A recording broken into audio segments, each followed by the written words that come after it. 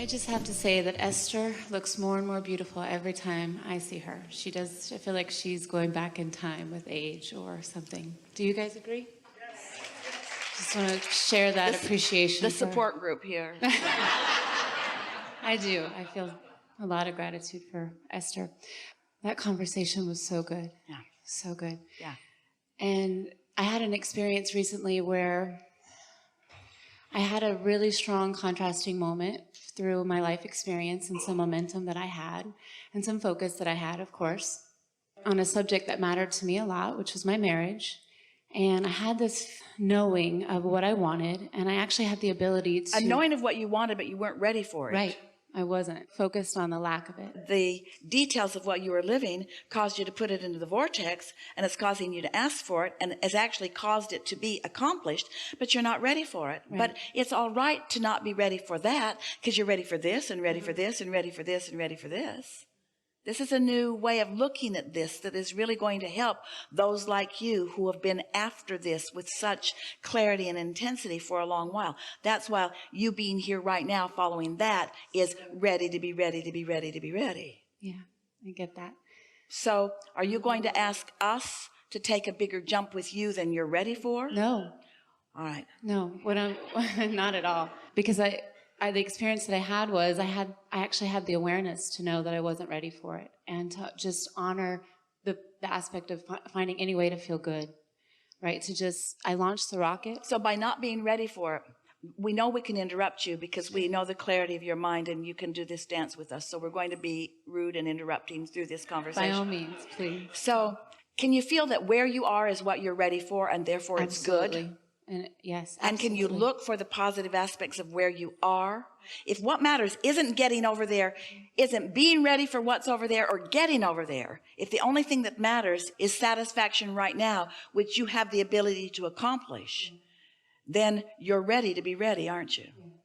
And so I had the awareness to find any reason to feel good and to trust and know that everything's always working out for me. And what is the path of least resistance to feeling good? It's a variable, isn't it? Yeah, it's in the Sometimes moment. the path of least resistance, depending on how far into it you are or how big the wobble is, sometimes the path of least resistance is a focus wheel. Sometimes it's taking a nap. Sometimes it's going off by yourself. Sometimes it's moving forward a little bit in the conversation. It can be all kinds of different actions that there's no point in identifying. But in each moment, do you believe that you can find a path of least resistance to be ready for this manifestation?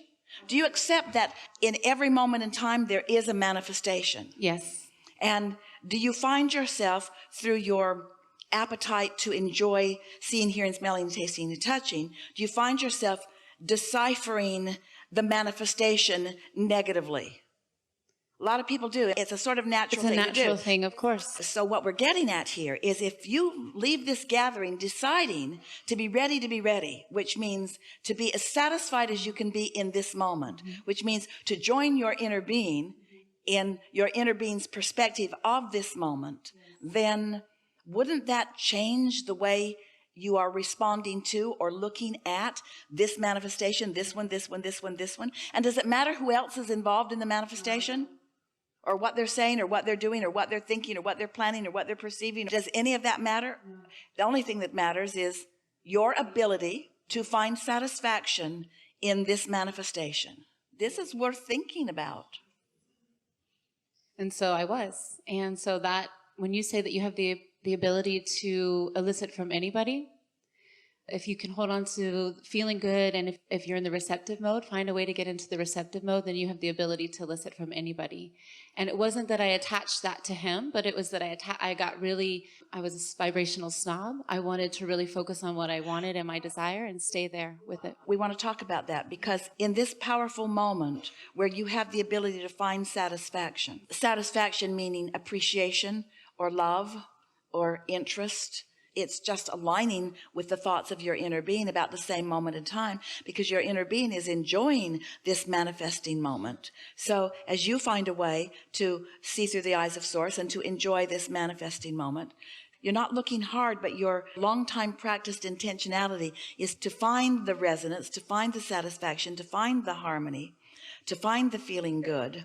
it finally puts you in this conscious, aware understanding, because you think that the satisfaction is being ready to be ready to be ready to be ready to be ready so that you can get the big prize which will satisfy you. But that isn't it. It's satisfied, satisfied, satisfied, satisfied, satisfied, satisfied. So much so that when the manifestation that seems far away and even improbable or difficult happens, it will just feel like the next logical step because you were ready to be ready to be ready to be ready to be ready to be ready. So that means anything that you're asking for that feels like a big step, you're not ready. If you go, oh my God, the idea of that just takes my breath away, you're not ready. If you say, oh, I just can't believe it, it's going to be so wonderful when it happens to me, you're not ready. Ready to be ready to be ready to be ready to be ready. And I wasn't ready before. I was asking before and I wasn't ready. And then, but by not being ready, you know what happens? It makes you want to be ready. There is nothing that makes you desire satisfaction more than dissatisfaction. There's nothing that makes you desire clarity, which is alignment, more than confusion. There's nothing that makes you desire well-being than some not well-being. So you can't get it wrong no matter what, but you get to play within it consciously or not. And the only satisfaction comes from consciously playing.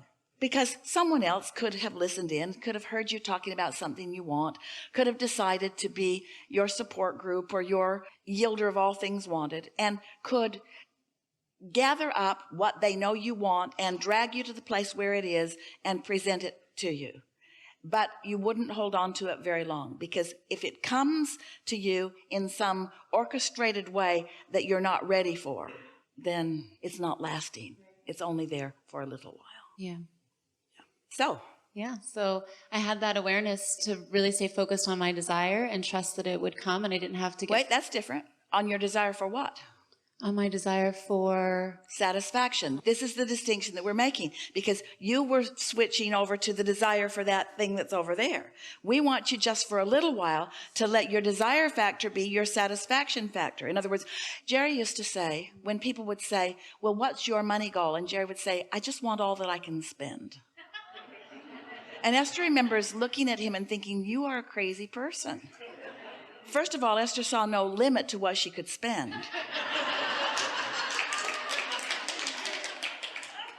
It's time consuming though.